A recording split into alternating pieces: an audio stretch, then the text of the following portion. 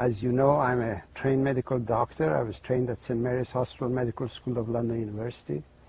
I had the honor and the privilege of being selected as one of the resident doctors of my own university, and then I had the extreme honor of being one of the last students of Alexander Fleming, who discovered penicillin. I'm telling you this to let you know that I was brought up in scientific environment of medicine. So when I discovered that water has medicinal properties, I realized that this topic was never taught to me at the school, and I became curious, so I continued to research the medicinal properties of water, and in 2 years and 7 months I treated over 3,000 people with peptic ulcer disease with water successfully, and I made a report on this discovery, and it was published as the main editorial of the Journal of Clinical Gastroenterology in June of 1983. And New York Times picked up the article and commented on it, and it was syndicated all over the world, announced to the world that water had medicinal properties. Can you just ask about that study where you got 3,000 positive cures? Yes. How many were the number of people in the study? Oh, there were lots of people. 3,000 cures was every single one who tried the water got cured. Oh, so 3,000 of 3,000 got the cure? Yes, oh, absolutely. Okay. This is the important thing. Yeah, sure. Because then I came away with the understanding that these people were just thirsty. I was quenching their thirst. And we in medicine had labeled thirst as a disease. So this was the challenge before me. Oh, thirst is considered a disease? Well, in modern medicine, yes. That's what they are doing. They're treating all these so-called diseases of dehydration with medication. That is why we have the sick care system. That is why we have a so-called sick care system that is costing this nation, American people, $1.7 trillion every year, and it's rising to 12% every year. Well, because we in medicine never understood water, never realized that water is important, and we've always thought that it's a solid matter that dissolves in the water in the body that's important. So you helped to change the paradigm from thinking about the solid or solutes to the solvent. That is correct. The liquid. That's in 1987. I presented the guest lecture of a cancer conference under the title of Pain and Need for Paradigm Change, explained that the diseases of the human body occur when the body becomes dehydrated. That dehydration is the origin of pain and disease in the human body, including cancer. And this shocked the scientific community. Yes. It really shocked them to total silence at the conference. But one by one afterwards they came and thanked me for this information, because I had explained to them it's not this one item, one particle or another particle that causes the disease. In my approach, it's a system upheaval. A system, when a system is not functioning, it's that system that produces symptoms of dehydration that we've assumed to be disease conditions. So basically what you're saying, doctor, is that virtually all, if not all, diseases are really caused by systemic dehydration.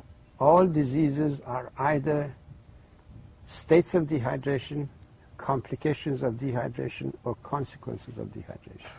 And water is a nutrient. It is the deficiency of this nutrient in the body that causes the health problems. Depending on where this nutrient is missing in the physiological arena of the body, that area begins to manifest the symptoms of that deficiency. And we have labeled these symptoms of deficiency as diseases, because water is the main source of energy to all living things. It is water that energizes all physiological functions. When you break down meat, a chunk of meat, unless water is there to break it down, that meat is absolutely useless. It has absolutely no energy for your body. It is only when it's hydrolyzed, broken down by water, that the energy of meat comes out. but it's actually mostly the energy of water that is given to the meat.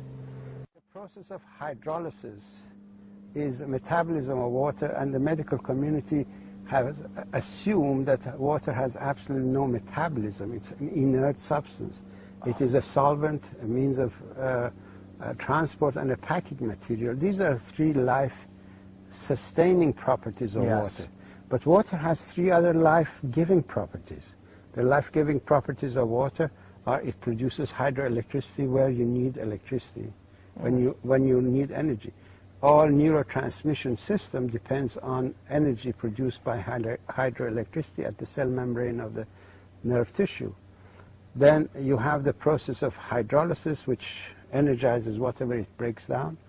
And then you have the adhesive property of water, which assembles everything together. So these are the life-giving properties of water that we in medicine never understood. And this is what I brought out, and I have published in my book, Your Body's Many Cries for Water. As you know, each cell is in a water environment, in the same way as we have satellite dishes to bring information to people. The cells of the body have their own satellite dishes for watery environment. They receive information, and they process that information. Now, in dehydration, this satellite system is shut down.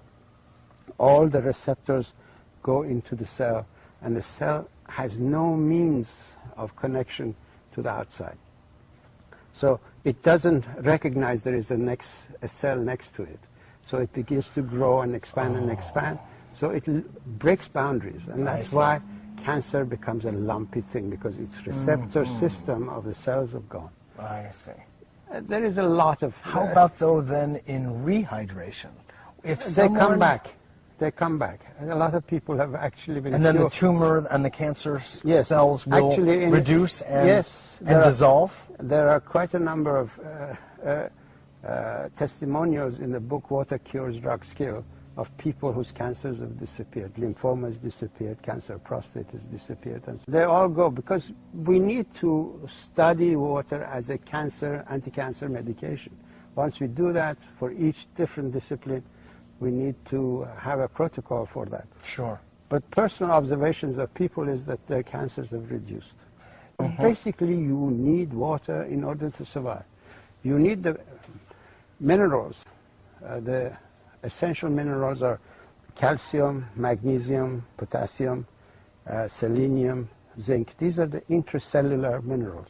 If you give the body this mineral or eat a diet that contains these minerals, you also need salt. For every quart of water, you need a quarter teaspoon of salt, because there are two oceans of water in the body. One ocean of water is inside the cells. The water that you drink goes into the ocean inside. And the salt that you take keeps some of that water in the ocean outside of the cells. These two oceans have to be in balance in the same way as Atlantic and the Pacific have to be in balance. Once you take the water, you take salt, you take these minerals, no disease will have a chance to appear. Then you need the right diet for repair mechanisms and for raw materials, for neurotransmitter formation, for creation of proteins and so on. We teach this to the school children. We can save them from a whole lot of problems. Obesity? Obesity is a complication of dehydration. We can save children from complications of dehydration. Their education ability will improve. Their tendency to addiction will disappear, because addiction is another way of showing that the body was short of water and we substituted. When you drink water, you secrete endorphin in your body. Endorphin is the natural opiate of the body. When you don't drink water and you're hooked to that opiate, then you go and take the drugs that stimulate the opiate sensors. Okay? Yes. Water will help people get off the drugs. This is the book that people should read, Water Cures, Drugs Kill. This is 28 pages of explanation of why dehydration is the origin of disease, and there are 186 pages of how water cured the incurable diseases when the pharmaceutical drugs could not.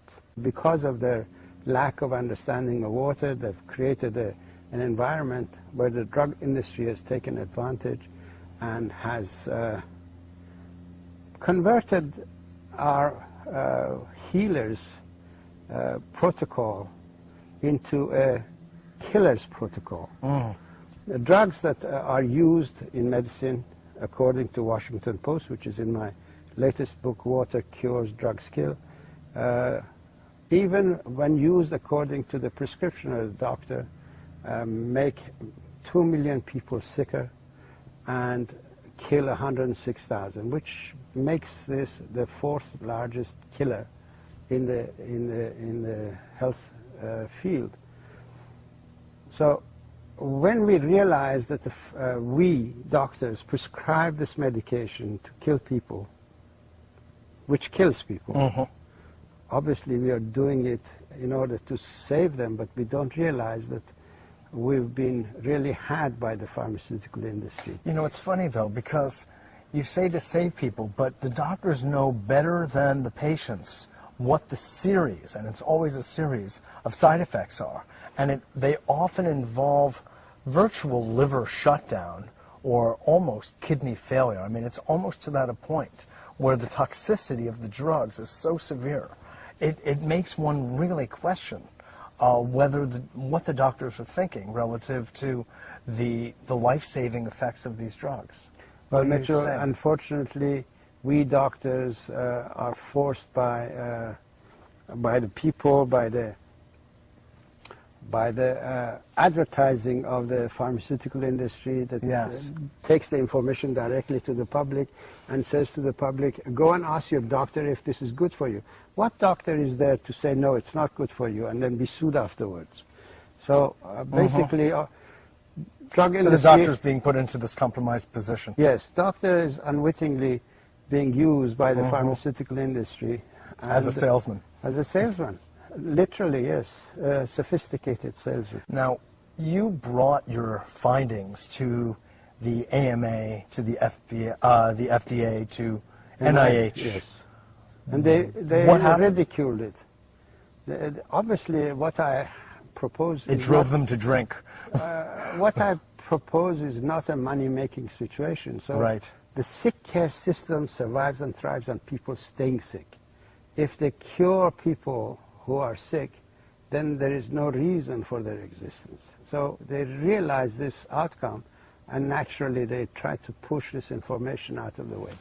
But as philosophers of science have said, Thomas Kuhn, when such a situation, conflict arises, then you have to go to the public and let the public be judged. Yes. And that's what I have done. These books are in order to arouse the public and inform the public that this is an issue before them, and they should force the government, the NIH, the FDA to look at water as a medication, begin to study it, and stop being subservient to the pharmaceutical industry that enjoys killing people in order to make money.